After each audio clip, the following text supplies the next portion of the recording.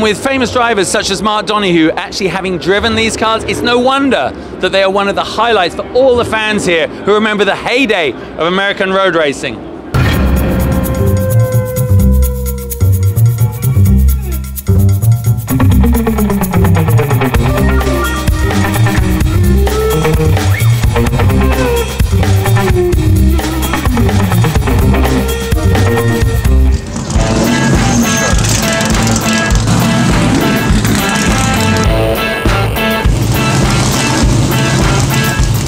With Tom McIntyre, who's one of the owners and drivers of these, and he's also a curator, if you like, of the legacy of Trans Am. Now, Tom, back at the end of the 60s, by the time we got to 70, Trans Am had become the premier road racing series, hadn't it?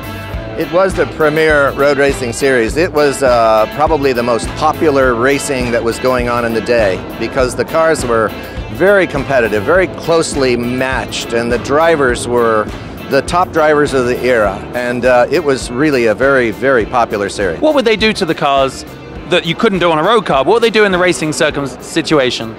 They sectioned the frames, they acid dipped the bodies, they changed all the suspension pickup points, they hid heim joints in places where they weren't supposed to have them. It was really amazing how much change was made.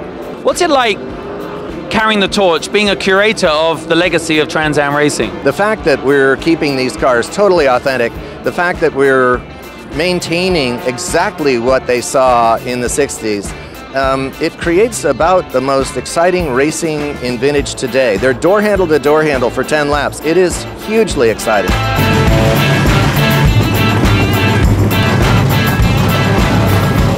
I just caught up with my fellow Speed co-host Mike Joy, who's actually racing here. What are you in, Mike?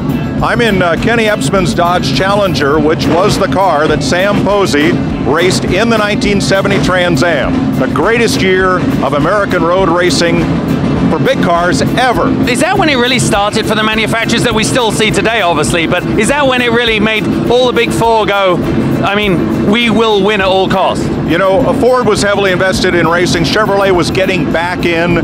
Dodge and Plymouth spent what they could.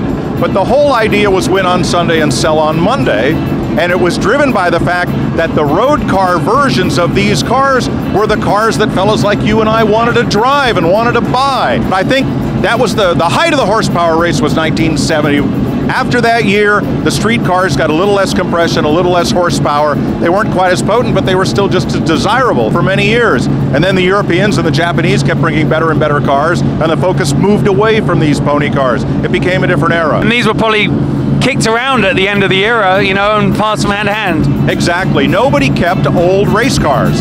Once they became obsolete and not fast anymore, they went over in the corner or into the barn. Some of them even got turned into short track stock cars.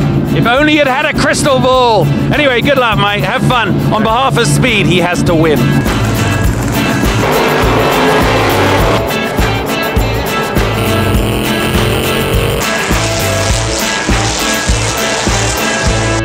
Check back each week for more on your eBay Motors mobile app. And for even more World's Fastest Car Show action, click over to ebaymotors.com/WFCS, as in the World's Fastest Car Show.